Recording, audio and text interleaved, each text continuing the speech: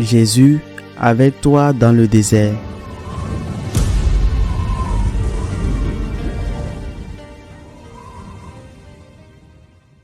En ce temps-là, Jésus disait à ses disciples, je vous le dis, si votre justice ne se passe pas celle des scribes et des pharisiens, vous n'entrerez pas dans le royaume des cieux.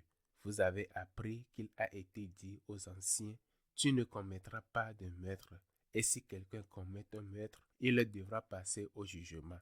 Eh bien, moi je vous dis, tout homme qui se met en colère contre son frère devra passer en jugement. Si quelqu'un insulte son frère, il devra passer devant le tribunal.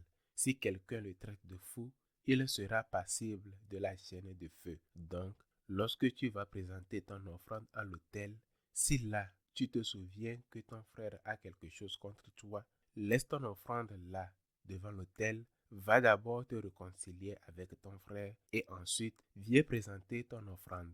Mets-toi vite d'accord avec ton adversaire pendant que tu es en chemin avec lui, pour éviter que ton adversaire ne te livre au juge, le juge au garde et qu'on ne te jette en prison. Amen, je te le dis, tu n'en sortiras pas avant d'avoir payé jusqu'au dernier sou.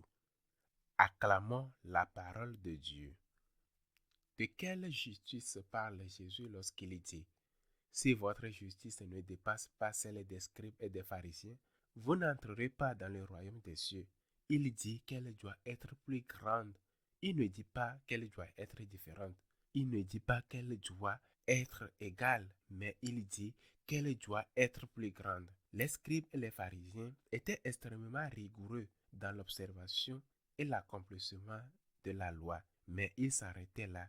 Ils savaient ce qu'il ne fallait pas faire et ils s'en tenaient à cela, sans aller plus loin. Tout ce qui comptait pour eux, c'est de ne pas faire le mal. Et ils connaissaient leur loi tout en tête. Toute la loi tenait dans leur tête, mais pas une virgule de plus. Rappelons-nous de la parabole du bon samaritain. Cet homme laissé à moitié mort sur le bord du chemin voit passer près de lui un prêtre, un pharisien, qui poursuivait leur chemin avec la conscience tranquille, qui ne se reprochait rien. Mais pourquoi? Juste parce qu'il ne lui avait rien fait. Leur conscience était tranquille parce que dans leur loi, il suffit de ne pas faire le mal. Parce qu'il ne lui avait rien fait du mal. Il ne l'avait ni dépouillé, il ne l'avait ni frappé, il ne l'avait ni abandonné à moitié mort. Non, ce n'était pas eux. Et leur loi ne les oblige pas à le faire. Dans leur conscience, où toute la loi trouvait place, mais pas une virgule de plus. Il n'y avait pas de place pour faire le bien. Ils pouvaient faire le bien, mais ils ne s'y sentaient pas obligés. Ce n'était pas un devoir pour eux de faire le bien. Ils sont juste obligés de ne pas faire le mal. Ils avaient la conscience tranquille tant qu'ils ne faisaient pas du mal à personne. Il leur suffisait de ne pas faire le mal. C'était ce qui est très important pour eux.